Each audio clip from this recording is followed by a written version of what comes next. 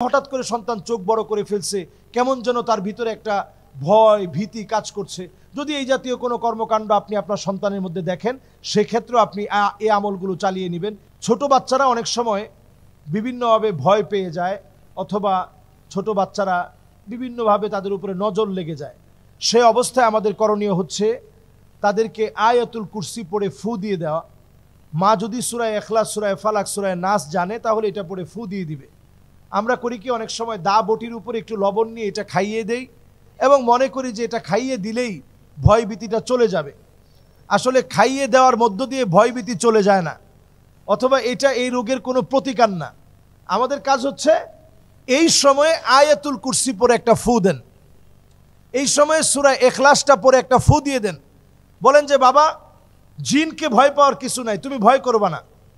আর বাচ্চাকে শিখিয়ে দেন, তুমি কোনো কিছু দেখে ভয় পেয়ে গেলে লা হাওলা ওয়ালা কুওয়াতা ইল্লা বিল্লাহ পড়ে ফেলবা। আমাদের দেশে এই জাতীয় ঘটনা এখন অহরহ ঘটছে যে আমরা বাচ্চারা একটু ভয় পেয়ে গেলেই আমরা অনলাইনে বিভিন্ন চটকদার বিজ্ঞাপন দেখে বিভিন্ন জনের কাছে ঝাড়ফুঁকের জন্য যাই, মোটা অঙ্কের টাকা নেয়। এই জাতীয় কাজে সাস্টেইনেবল ডেভেলপমেন্ট হয় না। সাস্টেইনেবল ডেভেলপমেন্টের জন্যে আপনাকে যেটা করতে হবে, নিজে আমল করা লাগবে। সাস্টেইনেবল ডেভেলপমেন্ট তখন আসবে যখন নিজে আপনি প্রতিনিয়ত আমলটা করবেন, চালায় যাবেন।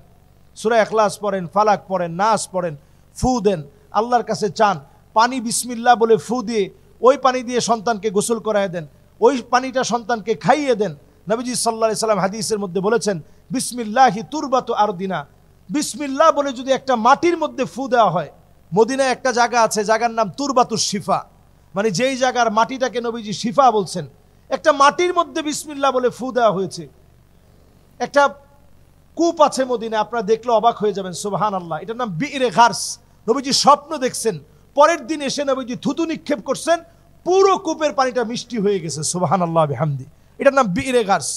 যারা মক্কা মদিনায় ছিলেন, আপনারা ঘুরতে গেলে এই জায়গাটা দেখবেন। এই জায়গার এরকম 7, এটাকে বলে মুষ্টি, এই 7 মুষ্টি পানি নবীজি সাল্লাল্লাহু আলাইহি সাল্লামের জন্য হযরত আলী রাদিয়াল্লাহু তাআলা আনহু এই বিইরে গারস থেকে নিলেন। এরপরে নবীজি সাল্লাল্লাহু আলাইহি সাল্লামকে এই পানি দিয়ে নবীজিকে গোসল করানো হলো, সুবহানাল্লাহ বিহামদি। তো এটা বলার উদ্দেশ্য হচ্ছে এই যে সামান্য একটা পানি নবীজি সাল্লাল্লাহু আলাইহি সাল্লাম ফু দিয়েছেন, এই পানিটা বরকতের পানি হয়ে গেছে। এটা বিইরে গারস, নবীজি বলেছেন এটা আমার কূপ, বিইরি মানে আমার কূপ। সুতরাং বিসমিল্লাহ বলে যদি আপনি ফু দিয়ে পানি পান করান, আপনার সন্তান সুস্থ হয়ে যেতে পারে এবং আপনার সন্তানের জন্য সুস্থতার কারণ হতে পারে।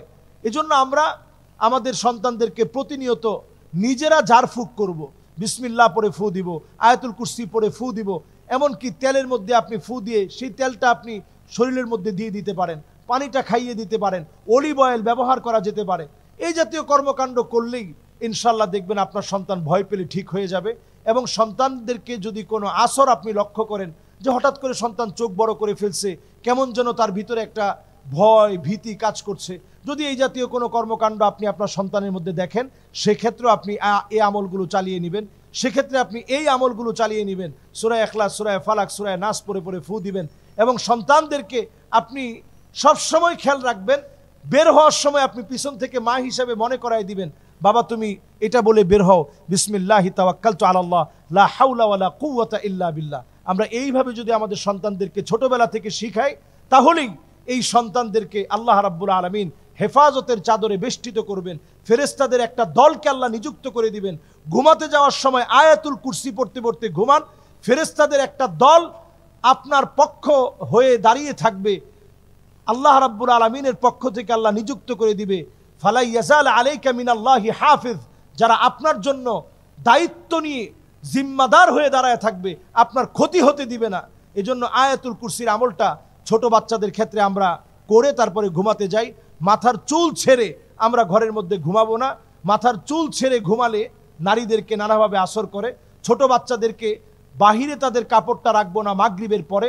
ছোট বাচ্চাদেরকে আমরা বাহিরে যেতে দিব না একেবারে ঠিক মাগরিবের সময়। এই সময়ে কেউ যদি সাথে থাকে তাহলে দিলেন, ঠিক দুপুরবেলা এই সময়টাতে আমরা ছোট বাচ্চাদেরকে ছাড়বো না। যদি আমরা যেতেই হয় তাহলে বিসমিল্লাহি তাওয়াক্কালতু আলাল্লাহ লা হাওলা ওয়ালা কুওয়াতা ইল্লা বিল্লাহ, এই জাতীয় নবীজির শেখানো দোয়াগুলো পড়ে আমরা বাহিরে যাওয়ার চেষ্টা করব। আল্লাহ তাআলা তৌফিক দান করুক। সত্যিকারই আমেরিকার জন্য ভয়াবহ এমন নিউজ নানাভাবে এখন খুব চমকপ্রদ থাম্বনেইলে এই নিউজগুলো প্রচার করা হচ্ছে। আসলে বিষয়টা নিয়ে ইসলাম কি বলে, আদৌ কি এটা সম্ভব কিনা? এটা একটা ভুয়া নিউজ এবং সরাসরি এটা এআই অথবা আর্টিফিশিয়াল ইন্টেলিজেন্সকে ব্যবহার করে একটি নিউজকে ছড়িয়ে দেওয়া হয়েছে। পৃথিবীতে এরকম অনেক গণমাধ্যম আছে যাদের কাজই হচ্ছে তাদের লোগো, তাদের চিন্তা, তাদের চেতনাটা হঠাৎ করে যেন সব জায়গায় ছড়িয়ে যায়। সিসিটিভি ফুটেজগুলো চেক করে দেখেন এই জাতীয় কোনো ঘটনা ঘটেনি। তাহলে এখন প্রশ্ন আসবে যে এই জাতীয় ঘটনা ছড়িয়ে দেওয়ার মধ্য দিয়ে লাভটা কি? তারা একযোগে এই জাতীয় সংবাদ ছড়িয়ে দেওয়ার মধ্য দিয়ে অনেকগুলো লাভ। এই ঘটনাটি বেশ কিছুদিন আগের অনেক মিডিয়ায় বিভিন্ন দেশে বিভিন্ন সময় বিভিন্ন প্রেক্ষাপটে ছড়িয়ে দেওয়া হয়েছে। তো এখন ছড়িয়ে দেওয়ার উদ্দেশ্য হচ্ছে নতুন যে একটা প্ল্যান আছে সারা দুনিয়া নিয়ে, সারা দুনিয়া এখন কে ঘিরে কথা বলছে। যুদ্ধবিরতি দেওয়ার পরেও নতুন করে তারা যে মাজলুম হচ্ছে সে বিষয় নিয়ে কথা বলছে। সমস্ত মিডিয়া যখন তৎপর এই নিউজ দেওয়ার ক্ষেত্রে, ঠিক তখনই একজন নারীকে দাঁড় করানো হয়েছে। চেহারাটা দেখতে একটু মনে হয় ইথিওপিয়ান, আদ্দিস আবাবা এই এলাকার লোকদের মতো, ইথিওপিয়ান বা আফ্রিকার এই বেল্টের সোমালিয়া, ইথিওপিয়া, কেনিয়া এই জাতীয় দেশের নাগরিক বলে মনে হয়। তার এখানে অনেকগুলো সিল মারা আছে, যে সিলগুলো দেখা যাচ্ছে যে কোনো দেশের, যেগুলো আমরা পরিচিত যে দেশগুলো আছে পৃথিবীর মানচিত্রে যে দেশগুলো আছে, এই রকম কোনো দেশের কোনো জায়গার সিল সেখানে মারা নাই, অথচ অনেকগুলো সিল মারা আছে। এই যে বিষয়টা প্রচার করা হয়েছে, এখন অনেক দিন ধরে মিডিয়া এটা নিয়ে ব্যস্ত থাকবে, সবাই এটা নিয়ে কথা বলবে, সবার একটা তৎপরতা থাকবে এটা নিয়ে, সবাই এটা নিয়ে উঠে পড়ে লাগবে যে কি হয়েছে, বিষয়টা আসলে সত্য কি। যদি আপনারা এই বিষয়টাকে এইভাবে চিন্তা করেন, কোনো এলিয়েন, ভিন্ন গ্রহের কেউ এভাবে এসে আপনাকে ধরা দিবে না। এটা আপনি খালি চোখ দিয়ে এটাকে নিয়ন্ত্রণ করতে পারবেন না। এবং তারা এইভাবে কোনো সফর করে না। আমাদের যে সমস্ত সফরের যানবাহন, এগুলো তাদের যানবাহন না। জিনের যানবাহন ভিন্ন, তার গতি ভিন্ন, তার গতি এত বেশি, রানী বিলকিস উঠার আগেই কার্য হাসিল হয়ে গেছে। আপনি চিন্তা করেন, সুলাইমান আলাইহিসসালামের কাছে রানী বিলকিসের সিংহাসন হাজির হয়ে গেছে মুহূর্তের ভিতরে, চোখে দেখতে দেখতে।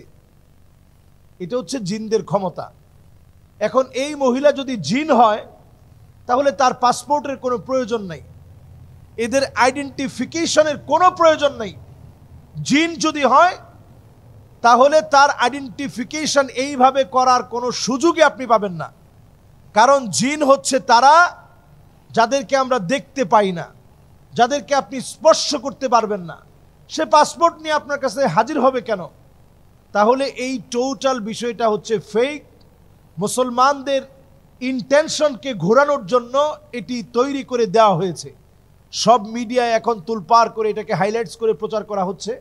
মূলত এটা মানুষের ইন্টেনশনকে ঘোরানোর জন্য এটা করা হয়েছে।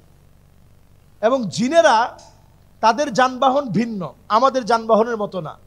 তারা এক জায়গা থেকে আরেক জায়গায় হাওয়ার মধ্য দিয়ে এক জায়গা থেকে আরেক জায়গায় স্থানান্তরিত হতে পারে। এবং তাদের গতি শক্তি এত বেশি যেটা আপনি চিন্তা করতে পারবেন না। তাদের বালেগ হওয়ার বয়স হচ্ছে 300 থেকে 350 বছর বয়সে তারা বালেগ হয়। তারা হায়াত পায় 3000, 3500, 4000 বছর। তো তাদের সাথে তো আমাদের কোনো মিল নেই, এটাকে মিলানোর কোনো সুযোগও নাই। সুতরাং এই জাতীয় বিভিন্ন চটকদার থাম্বনেইলে আমরা যখন অনেক সময় অনেক কিছু দেখি, অথবা বিভিন্ন নিউজ কাভারে যখন এগুলো দেখে আমরা এটাকে বিশ্বাস করে ফেলি, এগুলা বিশ্বাস করব না, আমরা বিভ্রান্ত হব না।